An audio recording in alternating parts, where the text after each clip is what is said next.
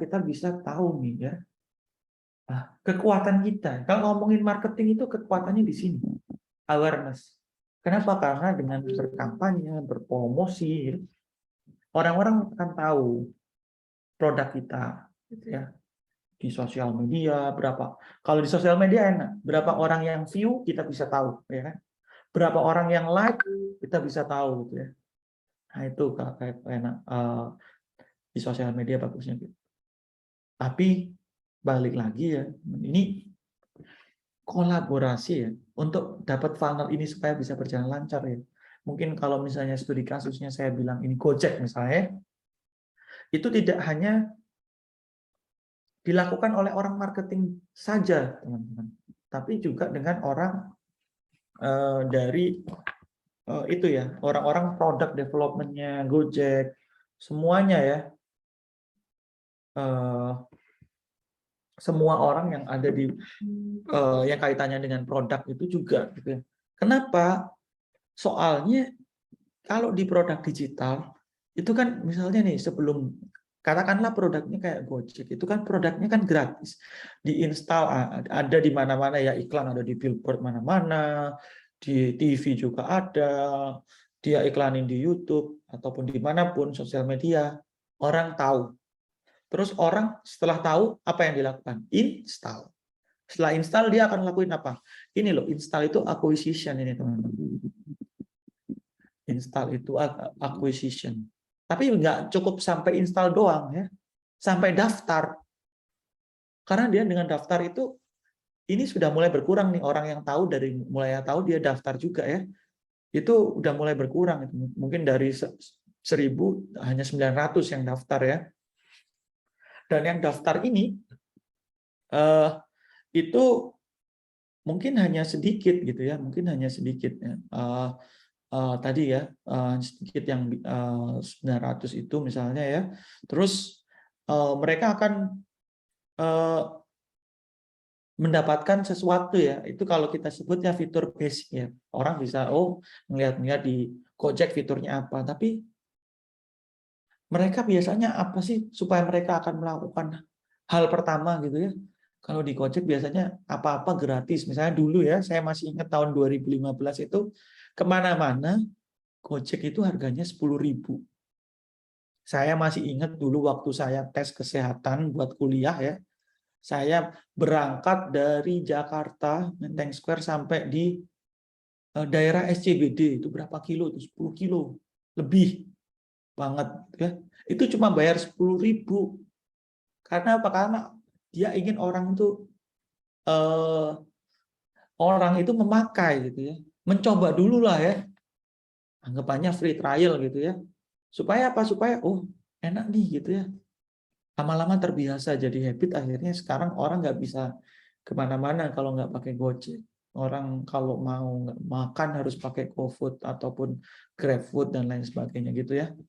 Itu karena ini. Nah, mereka dan itu experience-nya harus didesain sedemikian rupa supaya nyambung.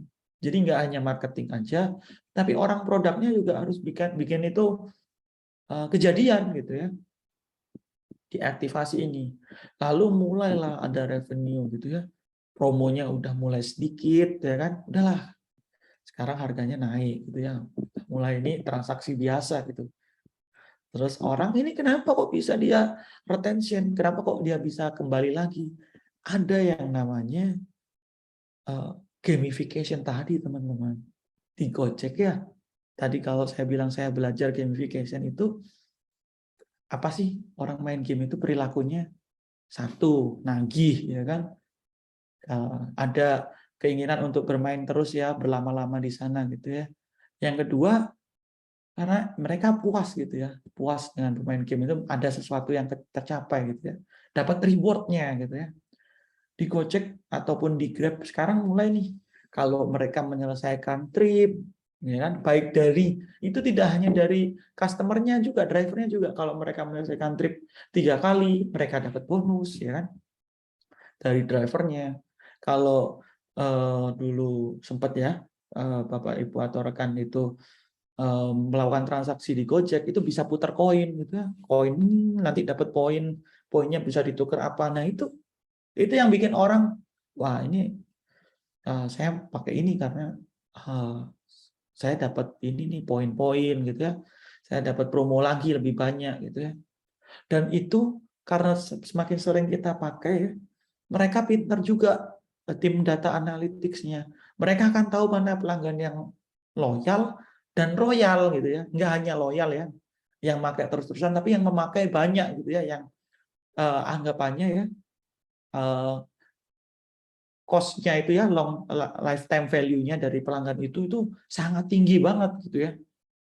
LTV kalau di startup itulah yang dicari kan, lifetime value dari suatu customer, ya kan. Satu ini mana sih yang LTV-nya yang kita cari di Pareto-nya ya. Pareto itu 20% ya, 20% dari customer ya, 20% dari customer itu mendatangkan 80% revenue. Ya mungkin ini Pareto itu dulu ada berdasarkan suatu fenomena ya di Italia ya, bahwa mereka kalau nggak salah di suatu kota gitu ya. Kenapa kok ada Pareto analisis yang kayak tadi itu? Karena dia analisis ternyata 20% kekayaan kota, 20% kekayaan kota itu sorry, bukan 80% kekayaan kota itu hanya ada dari 20% warga situ. Jadi itu emang valid, orang yang kaya itu emang dikit, tapi kalaupun dia kaya, kayaknya bukan main gitu ya. Itu sangat valid sekali itu Pareto. Sama dengan ini, kita dari Gojek ataupun Bapak Ibu kalau mau membuat bisnis ya, ataupun itu harus tahu ya, 20%-nya itu mana yang benar-benar itu harus dijaga, jangan sampai lepas lah ya. Jangan sampai lepas ke kompetitor ya. Kita harus tahu perilaku konsumennya itu seperti apa ya. Itu yang kita jaga, kita cater itu. Kalau setelah itu nggak pergi, kita baru coba yang lain gitu ya. Mana yang ke 40%-nya, mana yang ke 60%. Itu prioritas itu harus dijaga. Itu ya. Ini fokus yang waktu itu kita lakukan memang untuk acquiring customer. Jadi framework ini juga dibuat supaya kita tahu fokusnya kita di mana. Uang yang kita keluarkan paling besar waktu itu di sini, awareness ya. Jadi spending a lot of money-nya di situ supaya dapat banyak orang yang tahu. Jadi KPI-nya atau matriksnya apa? Download. Berapa banyak orang, ada 1 juta, 2 juta. Yang penting downloadnya banyak dulu gitu ya. Setelah itu nanti mungkin kita bisa fokus ke mana lanjut. Nah ini kayak ini fokusnya di awal 2 poin ini ya, awareness acquisition, baru di Desember kita fokus ini. Kayaknya itu. Oke, kita lanjut dulu. Oke, sebelum kita lanjut, mungkin sedikit, ya, sedikit itu ya, sedikit melanjutkan yang tadi ya, teman-teman sudah mulai menggambarkan tadi ya. Mungkin ada yang kelewat atau seperti apa, tapi saya coba ngambil satu aja ya dari slide 2. Saya akan coba mungkin agak lompat tapi nggak apa-apa untuk menjelaskan yang ini gitu. Oke.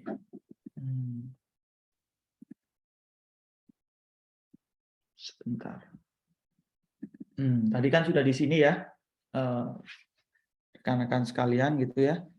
Saya coba ini yang satu ini ya kan, nama-nama rekan-rekan mahasiswa. Saya coba analisis pakai tools ini yang mungkin yang masih gratis, tapi bisa dilihat nggak ya?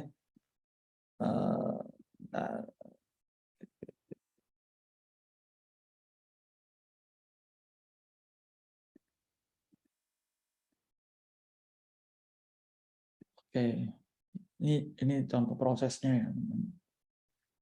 Nah, ini kan tadi teman-teman ya. Ya mungkin ini masih belum final ya. Masih belum final, tadi ada yang baru, tapi setidaknya saya ini ada AVI, terus ada itu, tapi tadi sempat berubah. Tapi saya tadi sempat ambil beberapa, nanti kita akan melakukan analyzing ini via tools yang udah ada, via AI, nanti akan keluar nih. Nah, mana yang paling kelihatan mencolok. Nah, ini si Mas Derby atau Mbak Derby ya, sama Mas Alif ini sangat mencolok ya. Nah, kenapa dia bisa mencolok? Nah, ini bisa dilihat dari shape-nya, dari pola yang dia bikin, dan posisinya gitu ya. Posisinya dia gitu. Ini Mas Bramantia juga ya. Jadi kita bisa lihat dari sini ya Bapak Ibu, kalau misalnya kita mau bikin website ya, kita harus benar-benar lihat fontnya ya. Ini fontnya ini mudah dibaca ya oleh orang, itu yang hal yang